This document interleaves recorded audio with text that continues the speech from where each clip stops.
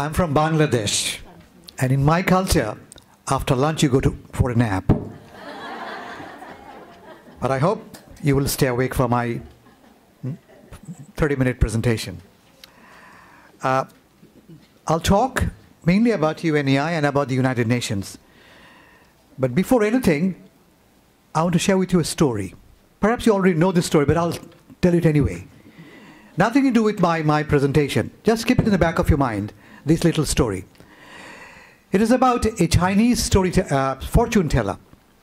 She could answer any question that you may have about your next job, about your next love interest, about your neighbor, anything. Ask her, and she has an answer. So this young man, very smart, said, okay, let me try this woman. So she comes forward with a little bird in his hand, putting between his palms, and asks the fortune teller, tell me, is it alive or dead? The fortune teller looks at the young man and thinks, if I tell him it is alive, he'll press against his palm and kill it. And if I say it is dead, he'll let it go. So what do I tell him? Any guess? Can anybody guess? What? Yes, exactly. And she said, young man, the answer is in your hands. Keep that in the back of your mind, somewhere in your memory box, and we'll come back to it. I will be talking about the United Nations Academic Impact, an initiative of the Secretary General, which brings together schools of higher learning, educators, researchers, students, with the United Nations for one common purpose. Education is all about changing a mindset so that the world can be improved, the world can be changed. The UN also has the same goal, to change the world, to make it a better day. So there is an obvious link between the UN and education. In fact, some of you may have read the UNESCO Charter. The three goals that the UN has, three main goals. First, of course, is peace. Second is human rights, and third is sustainable development. Three basic goals.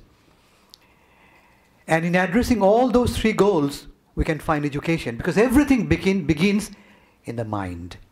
UNESCO Charter has something very wonderful. It says, war begins in men's mind. Unfortunately, men's mind it says, but that's okay. That was 60 years ago. War begins, and it does in fact, war begins in men's mind. So does peace. If you want peace, you have to create in your mind a mindset that can fight your warlike feelings. So before I talk about the UN Academic Impact, we need a context. And some of you, I'm sure, know about the UN, but I'll be very brief and give you a quick overview. What is the UN and why is the UN? And very often I'm confronted when I talk with any kind of audience, especially American audience, the big question is always begins with the I word. I meaning irrelevant or indispensable. Some people think it is irrelevant, others think it is indispensable. Of course, I belong to the latter category and think it is indispensable. And this is why it is indispensable. We live in a world where we're all connected, we're all interdependent. 200 years ago, I would not say that our life was so connected. But now, everything is interdependent. To give an example, you drive cars in New York or in Washington, and you create acid rain somewhere far off in Mexico City, or even farther in Bangladesh. Climate change, the energy consumption causes the sea level to rise in my country or in Maldives, which perhaps in the next 30 years will all just disappear. So our actions, no matter how remote they may appear, have a consequence. And you see, that's how we are connected. And the UN is basically based on this concept that if we all work together, we can address our common problems. We live in a world right now where there are problems that have no borders. Just to give a very recent example, Ebola. It happened somewhere in Africa, but it traveled as far as Virginia, Arlington, or in New Jersey. So you see, no longer can we say, it is not my problem. It is your problem. And that's why you must work together to address that problem. And how do you do that? The only way you can do that, if you have a mechanism to bring everybody together. Your knowledge, your expertise, your skills, and your political will. The UN is that body. The UN is not a government or a supra-government. UN doesn't have its own sovereignty. UN doesn't have its money, for example, or its soldiers. UN, in my view, is more like a club where you join voluntarily to achieve some common goals. So two things very important. It's a voluntary organization that you agree to join and you abide by certain rules. We have a charter. The charter is your document that enlists what are your duties and responsibilities, plus what are your rights too. But very often we find some people don't want to abide by those rules. And that's why we have problems. Just to give an example, when even big countries refuse to take responsibility, what happens?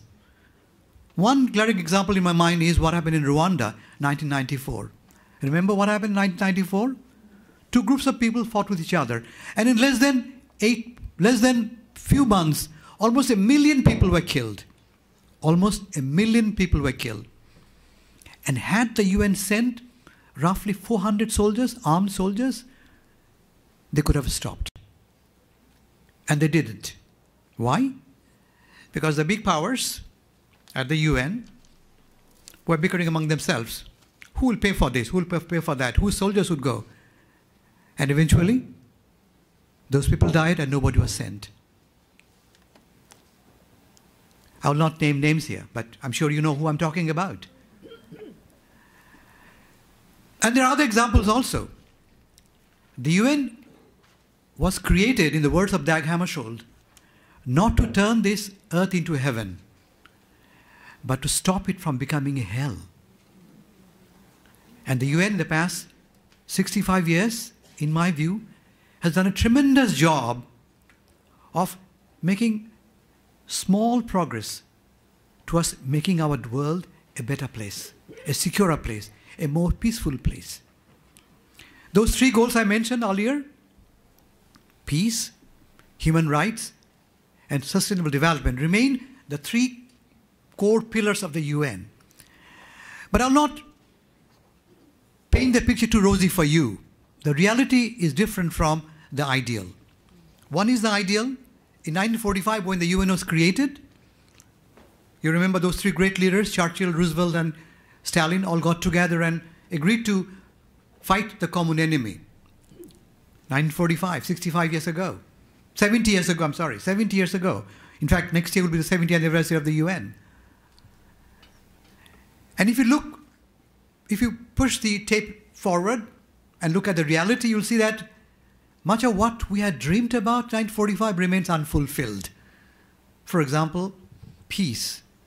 Right now, as I speak to you, there are about 20 wars, small or big, local or regional, taking place all over the world. Every day, people die from conflicts. So the first goal remains unmet. Human rights. There are countries where people can't speak their own language. Women in many countries can't vote. Women can't even drive in Saudi Arabia. Can't even open an account without a male relative. In many native communities, people don't have the right to speak their own language. So basic rights are being trampled every day. Second goal remains unmet. Third was development. Look at the reality. Right now, roughly 1 billion people live on less than $2 a day. And every day, roughly 30,000 children die from simple communicable diseases which could have been prevented with vaccinations worth just $5. Every single day, 30,000 children die. Can you imagine what is 30,000 children? What is it? It is a Yankee Stadium full of dead children every single day. And we could have prevented that. And we haven't. Whose fault is it? Of course, you can blame the UN. But the UN is not a body that is equipped to respond to all your questions. UN is only a forum where you come so that you can work together and address our common problems. And UN has done many, many things that must be recognized. For example, I'll give one example, decolonization. Remember the world map, 1945? It had only a few colors. The countries that owned the colonies and the countries that were colonies. And today, 70 years later, practically there is no colony left. All, or most, just a few trust territories, everybody is a free country. Everyone is a free country. Largely because of the UN's policy on decolonization. Many countries have resolved their conflicts peacefully. I'll give one example. Cambodia. Remember, Cambodia had a long-drawn civil war. And finally, when the parties agreed to stop fighting, the UN moved in. The UN took over that country, held elections, and eventually, democracy returned to Cambodia. I give one example. Nicaragua, another country where long-drawn civil war. And finally, after a ceasefire, the UN moved in, had held elections, supervised elections, democracy was restored. But here is my story about Nicaragua. So we had two armies, two sides. And when UN moved in, UN called for demilitarization, disarmament. And we collected mounds of weapons, guns, all kinds of hardware. So what do you do with these leftover guns? Before I give you the answer, here comes my character. Her name was Irina. Just imagine that her name was Ira. Ira was 16 years old, and she was caught in a crossfire and lost one of her arms. She lost one of her arms in a crossfire. Who knows who had shot? Could be the rebels, could be the government. Young Irina, 16 years old, without a limb. The UN moved in, and with those arms, we built the first artificial limb factory in Nicaragua. And Ira became the first young woman to get an arm made out of arms. That's how the UN works. I'll give another example. Afghanistan, right? A country devastated by civil wars, many, many years. And most importantly in that country, women at a huge disadvantage. Very traditional society where girls are not sent to schools.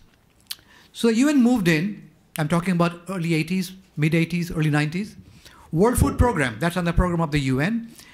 And they devised a system in which they would set up a school for girls and ask parents to send their children to a school. Of course, no father would send his daughter to a school.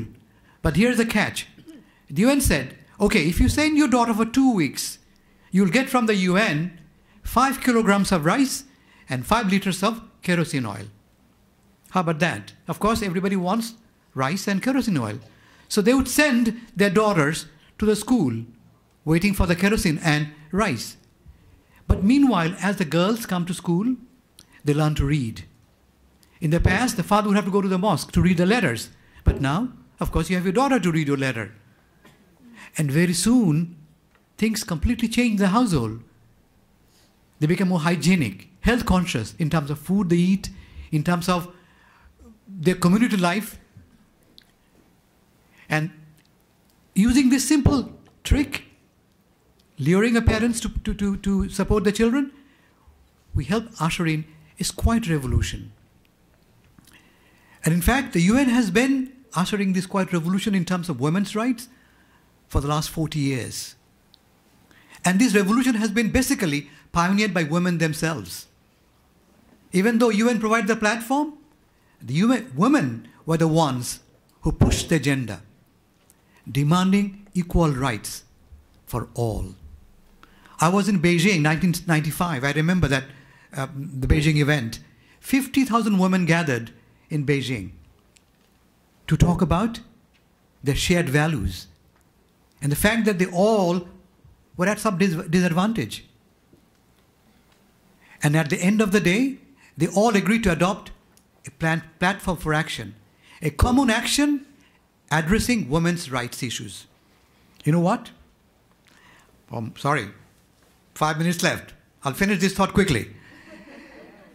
After the Beijing conference, more than 100 countries have changed their inheritance law, giving women more rights to inherit from their parents or husbands. 100 countries changed their national law. So in a way, UN has quietly changed the global landscape. What has it done in terms of education? The current Secretary General, Ban Ki-moon, has pioneered this program called UN Academic Impact. And I believe you will be having my PowerPoint. I have only 5 minutes. I don't want to go through it, but you will all get the link to the PowerPoint and you can go over it. I'll be very brief and then take some questions. The Academic Impact tries to bring in, as I said, teachers, students, academia together and in alliance with the United Nations to fight our common war, to build a better world in terms of peace and security, human rights, and sustainable development. How do we do it? We have 10 common principles. We have roughly 1,000 members in 120 countries. And this gives you the figures. Where, how many? Most of them, unfortunately, in the US, in North America. Because we started in New York, in the US, and it's easy to get attention from American teachers and educators. But we also spread all over the world. For example, we have in the Americas, South America, a large chunk of our membership comes from that. Asia Pacific, 31%. Africa, not much. And not much in the Arab world as well. Let's move on. Focusing on the Americas. I said we have 10 basic principles. 10 basic principles like peace, conflict resolution, UN Charter, sustainable development. And on each of these principles, we create a hub. One of the schools, one of my members would serve as a hub, a global hub that will specialize in promoting those ideas. For example, our hub on human rights is Sorbonne in Paris. They serve as the global center on human rights for all UNEI members. And we expect each of our members to carry out a number of activities. Simple things that you do on a regular basis can connect you with the other members. For example, Monmouth University in New Jersey. They have an annual UN Day, a lecture basically. We provide them with a speaker. If you become a member, we will help you find a speaker, world-class speaker, who can come and spend a whole day with you. And by simply dedicating a day at your school, talking about UN issues or global issues, you become a partner. And you can webcast that event and we'll promote that event and all our members will be able to listen in to your activities. For example, last year we provided Dr. Azza Karam. I think she's from Egypt and she talked about women's rights at Monmouth University. Brazil, Centro Universito IESB is another member and they have a number of projects, hands-on projects in Brazil for students and many other schools are joining that school to promote common ideals. In Asia Pacific, we have a wonderful, wonderful member in South Korea. South Korea is a leader, basically a very prominent leader in the movement for UNAI. They have created something they call the National UNAI Association and brought together 45 universities under its umbrella. So 45 schools are all grouped together under the Handong Global University. That's in South Korea. And every year, Handong Global University organizes an essay competition on Millennium Development Goals. Every year for students. I forgot to mention that UNEI is basically for students at college and university level. That's our job. We have other offices in the UN which takes care of younger students. But my office, UNEI, handles only colleges and universities. So Handong Global University arranges every year a conference for university students, college students, writing on MDGs or Millennium Development Goals. And last year, and the last 2 years, in fact, the Secretary General was the chief guest. He addressed the conference. A school in West Bengal, India, organized, for example, the World Peace Day, International Peace Day. And that became their activity in support of the UN. We ask our members to carry out at least one activity during a calendar year, one activity specifically aimed at promoting UNEI, nothing else. And your seminar, your workshop, or your observance could be the activity. You tell us this is what we have done, and we promote it for you on our website and through our newsletters and through our emails. As a result, your activity become part of a global activity. This is the Calcutta University's observance of Peace Day. In Manila, Philippines, this school worked with the local jail authorities, promoting human rights.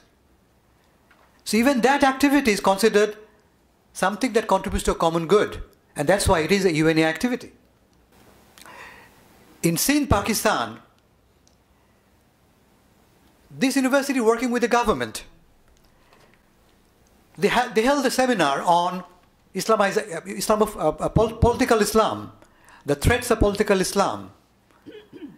And we applauded them for raising an issue of urgency for our time and holding it in Pakistan, where there is serious challenges on the issue of religious intolerance. I mentioned about Sorbonne, human rights, or Sorbonne University is our hub on human rights. And last year we did something very interesting with Sorbonne. We held a workshop on human rights in New York and connected with schools in Mexico and in Japan. So using video conferencing, we had a speaker in New York, we had speakers in Paris, we had speakers in Mexico City and in Japan. So all the students were able to talk to each other and find a common ground. Again, this is in UK, Birmingham, an outreach initiative of the school, a 4-week-long workshop aimed at lower income families. We are not very strong in Africa, unfortunately, and we need to focus more on Africa. But in Africa, something very interesting is happening with the Handong Global University. Handong has started a program in Ghana. They are focal point on sustainable development. And they travel to Africa to train local entrepreneurs, students, teachers, local businessmen on social entrepreneurship. A professor in Handong travels every year to train students who happen to be a member of UNAI. So one member providing support to many other members spread all over the world. That was their last year's event in Ghana. All the students, teachers, and government officials attended, almost 100 people. In Arab countries, we have only 40 members. We are working on increasing our number. But even in those countries, something very interesting is happening. Qatar Foundation on Education Above All serves as our focal point on education for all. One very interesting example comes from Gaza in Palestine. In Gaza, they have started a program in collaboration with the UN to train students and local people on making simple furniture, simple tools that could be used for household use. School in Gaza training members of the community to become self-sufficient. So you see, these are different activities that our members carry out with one common focus. If we all work together, if we bring to the table whatever we have, we definitely can change the world. The Secretary General, when he launched the UNEI, he had a very simple message. Whatever you do, wherever you may be, you can contribute to making this world a better place. For example, you're a doctor. By treating your patients, you're actually helping people. You're an engineer. You're building a bridge. You're a lawyer. You're fighting a human rights case. You're a scientist. You're discovering the next medicine against Ebola, for example. So whatever little you do, it is not really little, because it can actually address a much bigger global problem. In fact, the UN has benefited so much from your work, educators, scientists, researchers. For example, peacekeeping, the concept of peacekeeping that we now use all over the world, we have 16 peacekeeping missions, actually came from educators like yourselves. Human rights, for example, developed by a bunch of professors, led by our Eleanor Roosevelt. And this constant work involving academics and the UN, we believe, will create one day a situation where our core problems could be addressed collaboratively. We say we have problems that have no borders. Problems have no borders. And we, as global citizens, also don't have borders. Our work, no matter where we live, can contribute to a better world. I'll end my presentation by using one last quote. It's my favorite quote. It's an old Hebrew saying. It says, whenever someone dies, a little bit of me also dies with him.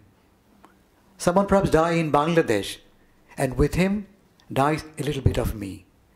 Only when we will learn, only when we will understand that how we are all connected, this world of ours will be a much better place.